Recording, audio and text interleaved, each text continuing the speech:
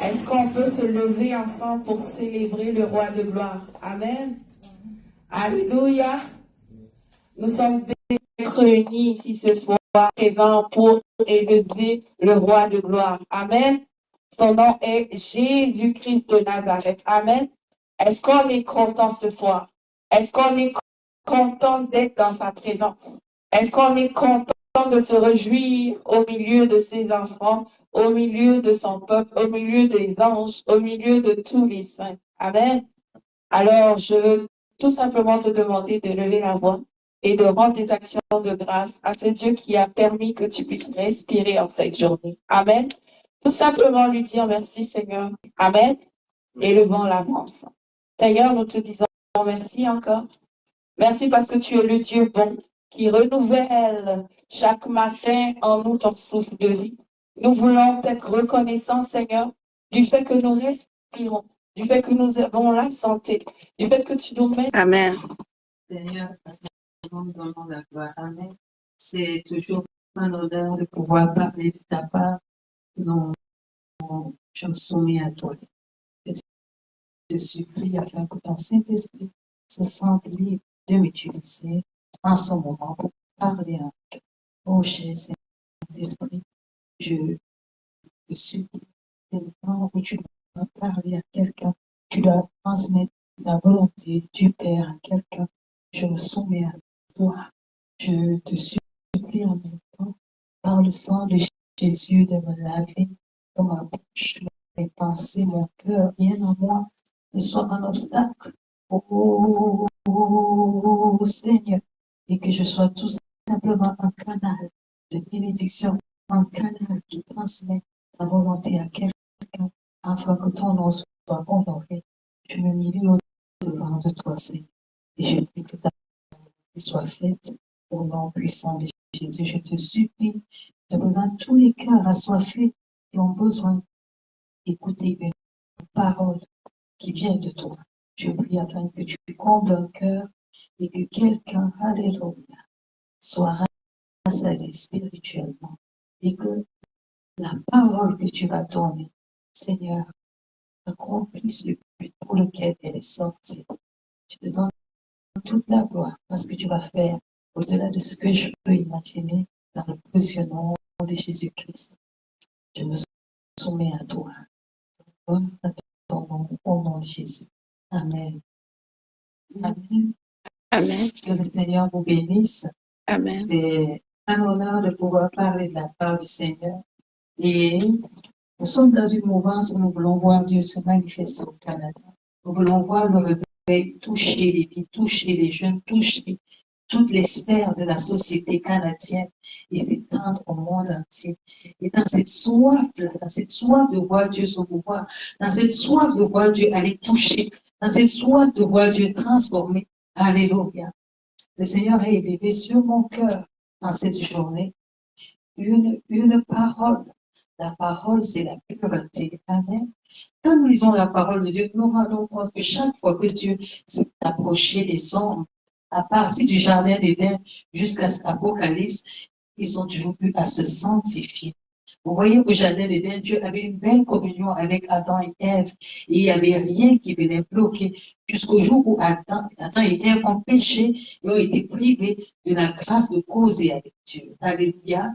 Et nous voyons en parcourant la parole de Dieu de l'Ancien Testament au Nouveau Testament que la grande séparation que Dieu a souvent avec nous, c'est le péché. Et nous avons eu la grâce aussi dans la nouvelle alliance avec Jésus-Christ, que Jésus a payé un prix au travers de sa vie pour que nous puissions avoir accès rapide à Dieu. Dans l'Ancien Testament, on voit que ce sont les boucs qui fallait se sanctifier, il fallait sacrifier des boucs, il fallait tuer, il fallait faire couler le sang, il fallait verser le sang sur le péché. C'était tout un cérémonial pour pouvoir se sanctifier, se purifier. Mais dans la nouvelle alliance, on sent au travers du sang de Jésus que nous sommes sanctifiés. Mais quelque chose se passe. Ça ne suffit pas seulement que tous les jours, vous comprenez, j'aimerais parler à ton cœur. J'aimerais que tu comprennes les choses. Demander pardon à Dieu, c'est bien. Demander pardon chaque jour pour ses péchés, c'est bien. Mais pratiquer le péché, c'est mauvais. Je ne peux pas venir lundi dire au Seigneur, pardonne mon péché. Je ne sais pas ce qui s'est passé, ce qui a été fait, et j'étais déshonorée. Le Seigneur dit, c'est ton enfant, mon enfant. Je sais que c'est plus fort que toi. Et le Seigneur te pardonne. Lundi, tu reviens encore avec le même péché. Je crois que c'est Seigneur, je suis tombée. Tu te pardonneras toujours, ça c'est sûr. Mais il y a un moment donné, il faut que toi-même, tu prennes la décision, alléluia, de ne plus le faire. Il y a des choses où c'est toi qui dois te préserver. Il y a des choses où tu peux demander la grâce au Saint-Esprit. C'est pour ça, c'est toute l'importance de ce message. Parce que là où nous sommes faits, Dieu dit que là où tu es fait, il est fort. Il est fort comment? Il est fort par le Saint-Esprit. Il est fort comment? Parce qu'il te donne la force au travail de son Saint-Esprit de vaincre le mal, de vaincre le péché. Alléluia. La nature parfaite, la nature de pureté, c'est Dieu. Amen. Et pour pouvoir avoir accès continuel à Dieu, ça te prend de te purifier, d'être pur. Et comme l'homme, tu sais que nos pensées, si tu vois tes pensées, depuis le matin jusqu'à maintenant, tu vas te rendre compte que tu as fait tellement de choses, tu as dit tellement de choses que parfois tes prières sont abominables, tout simplement, avec Dieu, même s'il comprend que tu es un instrument, ça te prend autre chose. Ça te prend la communion avec le Saint-Esprit. Ça te prend de développer cette intimité avec le Saint-Esprit qui va t'amener dans une autre sphère, qui va te faire passer de l'esprit de la chair, des actions de la chair, à l'action de son Saint-Esprit. Et ça, c'est pas facile. Parce que ça ne sera pas comme si le monde va te laisser toute la facilité de faire tout ce que tu veux. Le monde va venir avec ses défis. Le monde va venir avec tout ce qui peut venir t'amener hors de la volonté de Dieu. Tu seras tenté. Au moment où tu vas commencer à entreprendre de vivre dans la pureté, la sanctification, c'est à ce moment-là que tu vas te rendre compte que tu étais vraiment un pécheur. Parce que tu vas voir les choses, c'est comme si les décrets vont tomber de tes yeux et tu vas voir ta condition pécheuse. Et tu vas voir combien en une journée tu pouvais être abominable envers l'éternel. Alléluia. Mais grâce à Dieu et Dieu pour le Saint-Esprit. Alors, Dieu possède cette nature-là. Il nous demande, la première pureté que Dieu nous demande, c'est la pureté du cœur. Alléluia. Il dit que ton cœur doit être unique, développer continuellement sa volonté. Alléluia. Nous allons lire quelques passages dans la parole de Dieu. Quand nous allons lire ces passages, tu vas comprendre. Amen. Je ne veux pas te faire un enseignement sur la pureté, car c'est tout un enseignement.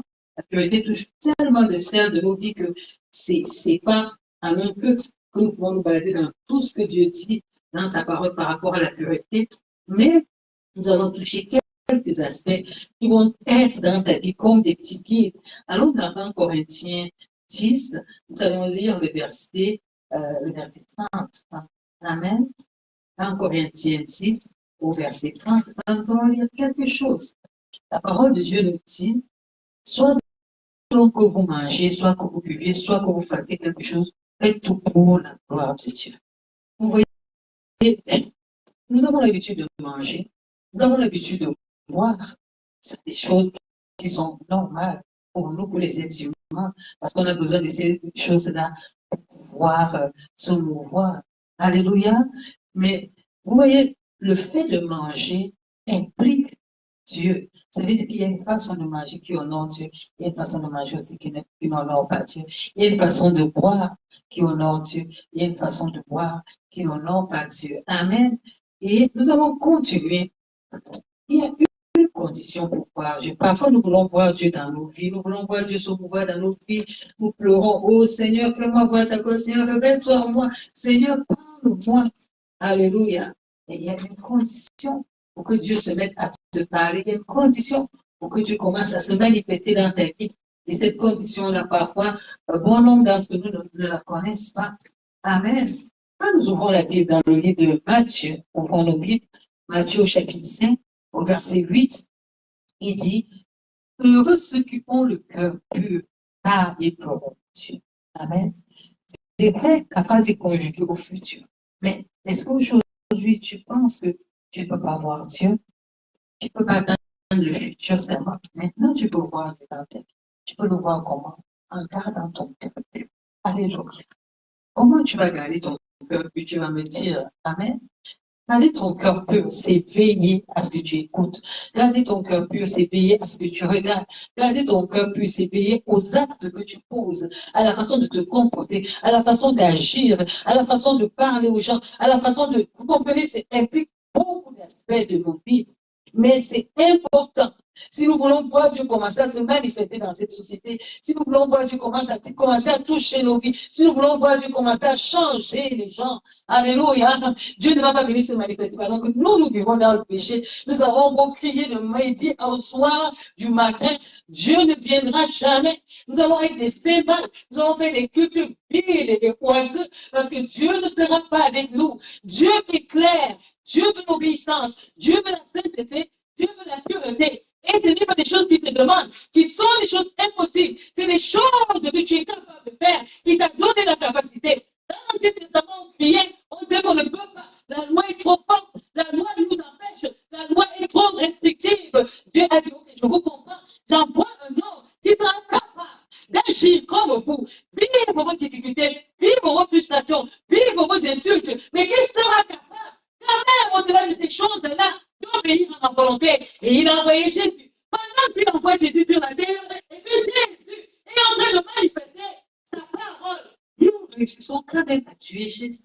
Et ça ne s'arrête pas là. Tu dis, ok, Jésus est mort, il n'y a pas de problème. Je comprends que jusqu'à là, ce n'est pas facile pour vous. Je vous envoie le Saint-Esprit. Et alors, je vais te dire avec moi, je veux que tu sois honnête avec toi-même. Chaque fois que je veux poser un acte, il y a quand même une voix qui te dit que ce que je fais est mauvais. Tu vas me dire, ok, j'ai fait une communion avec le Saint-Esprit. Hey, le Saint-Esprit parle à ta conscience. Et le Saint-Esprit te montre que ce que tu es en train de faire est mauvais. Le mensonge que tu es en train de faire là, c'est mauvais. Les contenus que tu fais, c'est mauvais. C'est toi qui choisis de taire d'avoir ta conscience. C'est toi qui choisis de taire d'avoir qui parle dans ta pensée. C'est toi qui décides d'ignorer quand Dieu t'interpelle. Et quand Dieu t'interpelle, tu l'ignores. Cet esprit fait silence. Et tu te retrouves dans une situation où Dieu ne te regarde plus. En fait, il te regarde comme un spectacle. Fais tes choix. Fais ce que tu veux. Alléluia. Nous sommes à un temps où on doit se dire la vérité. Si tu veux qu'on te change, si tu veux qu'on te change, on doit te dire que tu as fait caca. Si tu veux qu'on te change, on doit te dire que tu vas te laver. Si tu veux qu'on te change, on doit te dire que ce que tu fais n'est pas bien. Si tu veux qu'on te change, on doit pouvoir, tu dois accepter qu'on te dise la vérité. Pour pouvoir changer, il faut que tu acceptes qu'on te dise parfois, écoute là, ton attitude, ton comportement, ta façon de faire n'est pas bien. Et que tu acceptes que pour changer, ça te prend l'humilité. Ça te prend d'accepter, d'obéir à Dieu et de faire ce que Dieu veut. Alléluia. Écoutez, nous marchons souvent de là. Je suis de parfois nous êtes de religieux. Alléluia, nous allons découvrir qu'est-ce que Dieu lui appelle religion. Alléluia. Comment nous lisons la parole de Dieu, nous sommes comme waouh. Seigneur, c'est vraiment très important. C'est ce que tu dis. Dans Jacques 1, verset, il dit la religion pure et sans tâche devant Dieu, notre Père, c'est de visiter les orphelins et les veuves, se préserver des souillures du monde. Est-ce que je comprends ça? Donc, quand tu dis que tu es religieux, là, ce n'est pas aller à l'église. Quand tu dis que tu es religieux, là, ce n'est même pas lire la Bible. Quand tu dis que tu es religieux, c'est que tu te préserves des souillures, tu te préserves du péché, tu te préserves de tout ce qui peut venir imbiber ton âme et c'est mettre une séparation avec Dieu. Ça signifie quoi? Ça signifie que quand on va cracher sur toi, tu ne vas pas cracher. Et tu vas regarder le cracheur, il ne va pas entrer dans ton corps comme un élément à haïr. Quand on va te donner des décisions qui vont blesser ton âme, tu ne vas pas détester ces personnes.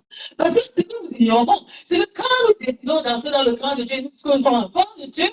Dieu prend le contrôle de nos vies. En fait, il commence à nous diriger sur des chemins que nous ne connaissons pas. Et dans ces chemins-là, il y a des obstacles. Il y a notre ennemi qui dit, ah, j'étais celui-là, je le possédais. Maintenant, il a quitté ma maison, il va ailleurs. Attends, on va voir s'il pourra persévérer. Et tu seras insulté. Et tu seras persécuté. Et tu seras négligé. Et on ne va même pas considérer ta position. On ne va pas considérer tes diplômes. On va te rejeter. On va t'insulter. Qu'est-ce que tu vas faire? Est-ce que tu vas dire, ah, il m'a insulté. Lui, puis je vais commencer à pointer les gens du doigt. Non. Tu vas avoir la bonne attitude.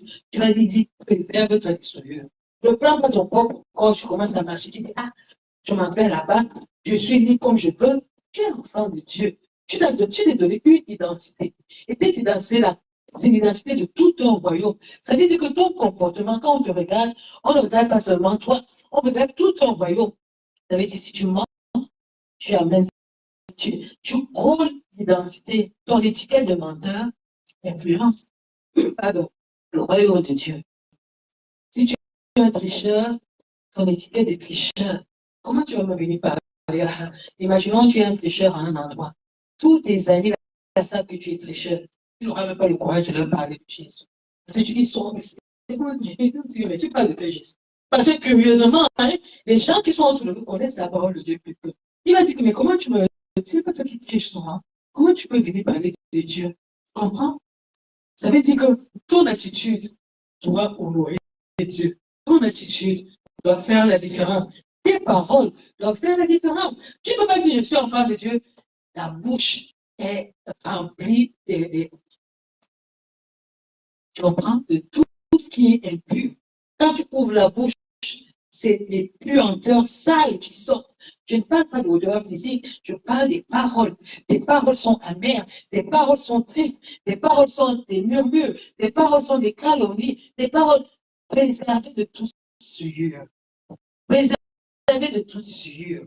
Ça veut dire que même si j'avais ça dans mon corps, je peux me tenir dans un endroit qui n'honore pas Dieu. Préservé de toute souillure. Préservé de toute souillure. Alléluia. Et là, quelque chose d'autre va se passer. La Bible nous dit dans 2 Timothée 2, 22, que là, tu as la capacité, si tu te préserves de toute souillure, là, tu peux invoquer le Seigneur d'un cœur pur. Ça veut dire que pour invoquer Dieu, ça te prend le cœur pur. Les gens croient que c'est si facile. Je viens, je prie, Dieu m'écoute au nom de Jésus. Et ça ne prend pas seulement le nom de Jésus. Hein. Le nom de Jésus n'est pas un essuie n'importe quoi. Le nom de Jésus marche avec la pureté. Le nom de Jésus marche avec la sanctification. Le nom de Jésus marche avec l'obéissance à Dieu. Si tu laisses l'obéissance, tu dis que oh non, je vais invoquer Jésus en faisant n'importe quoi, tu seras déçu. Parce que le nom de Jésus n'aura pas de puissance. Va essayer. Il y avait les 3 fils de ces femmes qui invoquaient Jésus au nom de Jésus que Paul prêche. Les démons leur ont répondu, nous connaissons Paul. Vous qui êtes vous? Comprenez? On ne prend plus l'étiquette, je suis chrétien. Chrétien veut dire je suis point, je suis le point, je m'identifie à Christ. Je t'identifie à Christ en ayant des comportements d'animaux. Non. Quand tu t'identifies à Christ et que je ne te connais pas, je suis désolé, et j'ai invoqué le Seigneur d'un cœur. Préservé de toute souillure. Tout aille voir avec ton cœur. Alléluia. Et il dit une autre chose. C'est pas seulement qu'il dit que le cœur. Il dit dans 1 Jean 3. Si nous sommes dans 1 Jean 3, il dit tu as une espérance en lui. Tu te purifies comme lui-même il est pur. Et si tu espères quelque chose en Dieu, si tu veux que Dieu fasse quelque chose pour toi, ma bien-aimée, moi-même, mon frère, ma soeur, et puis toi. Si tu as espoir, si nous voulons voir la semaine prochaine, Dieu se manifeste en Montréal. Au lieu de crier tous les jours, au lieu de prêcher, sanctifions-nous et appelons Dieu maintenant. Alléluia. Dieu va se manifester, mes bien. Il va se manifester parce qu'il va regarder à toi. Quand tu as peur, Dieu vient, il te regarde. Qu'est-ce qu'il y a de moi en cette personne? Il n'y a rien. Tu es une cymbale qui résonne et qui l'appelle. Mais en toi, il n'y a rien. Au moins, si tu as le cœur brisé, il va écouter. Tu n'as même pas le cœur brisé. Tu es orgueilleux, tu comptes sur toi et tu es un mélange. Et il te regarde. Il voit 1% de sanctification, 99% de saleté. Comment veux-tu qu'il t'exauce? Toi-même, sois juste envers toi-même. N'appelons pas que Dieu vienne te juger. Juge-toi toi-même. Ton comportement.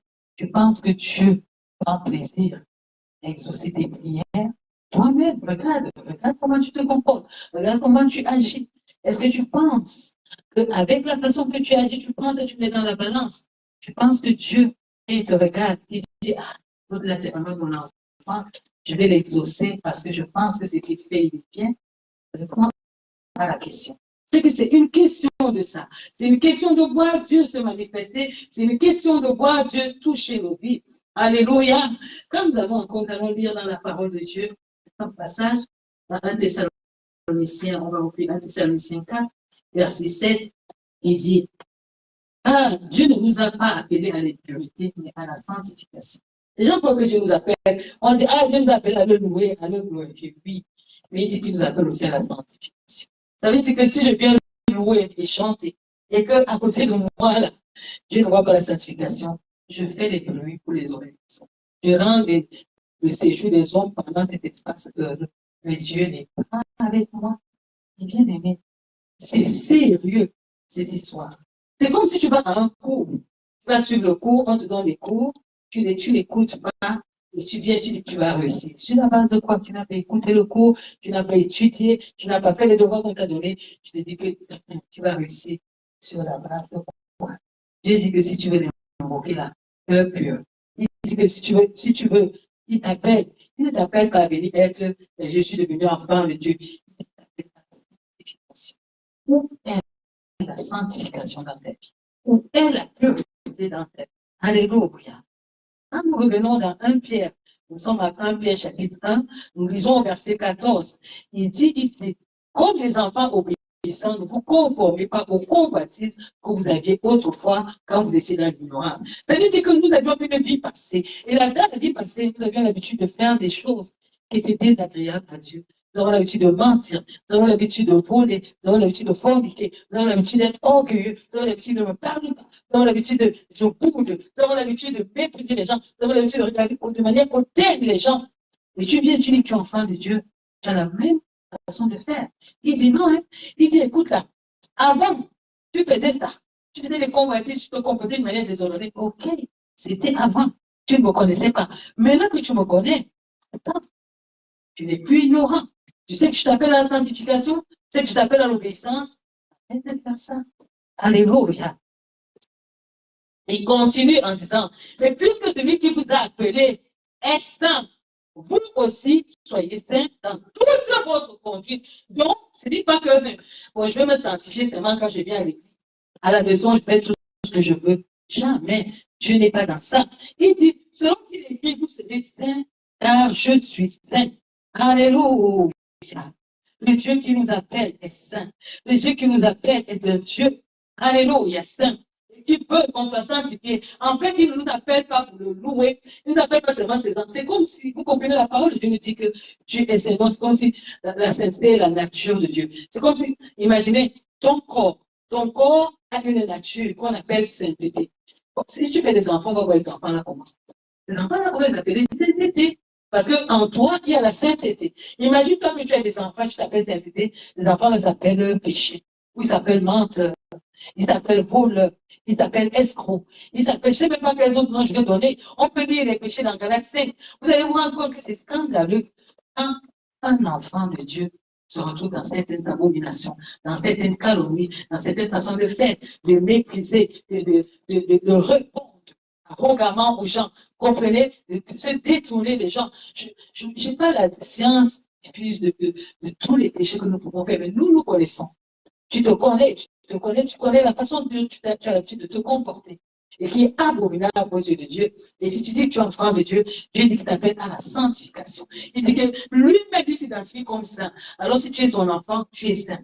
Et il y a quelque chose qu'il a donné pour te garder dans la sainteté. Cette chose-là, c'est son Saint-Esprit. Alléluia. Est-ce que le Saint-Esprit, dans ta vie, tu le connais? Est-ce que tu connais le Saint-Esprit? Alléluia. Parce que le Saint-Esprit, lui, il vient lui aussi ses conditions.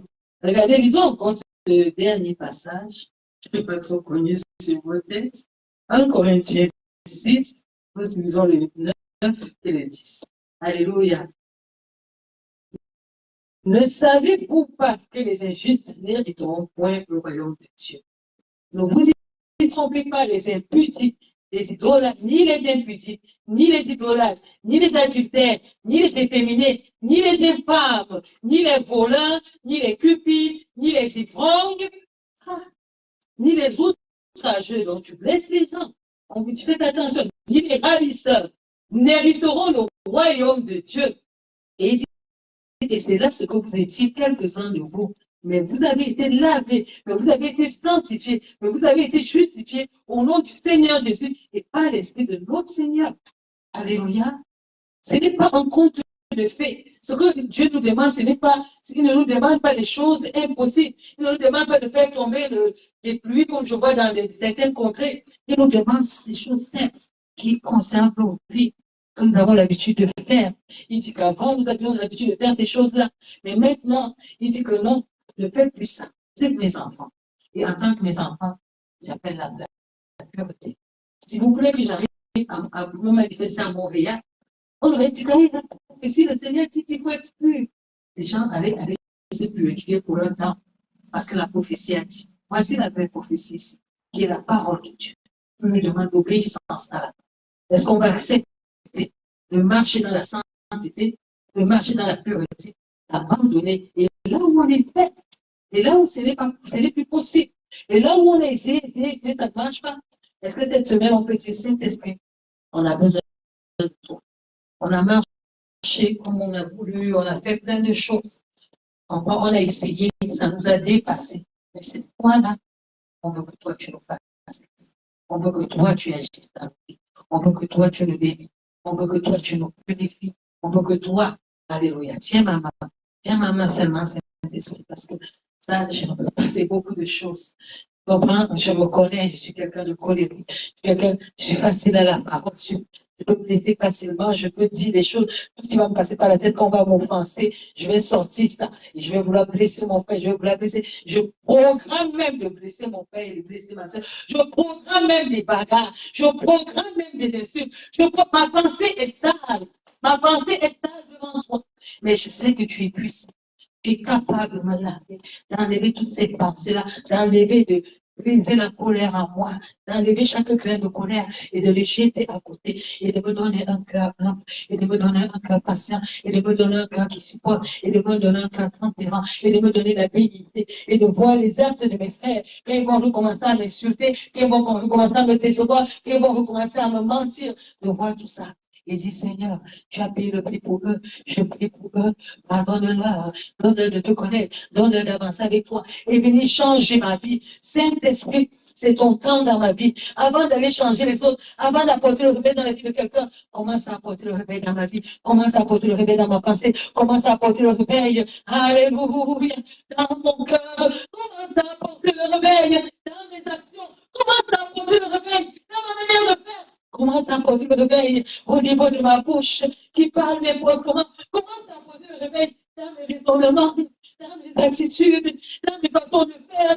Oh Seigneur, je désire te plaire, je désire faire ta volonté, je désire t'obéir, je désire te voir agir. Mais comment agir dans ma vie?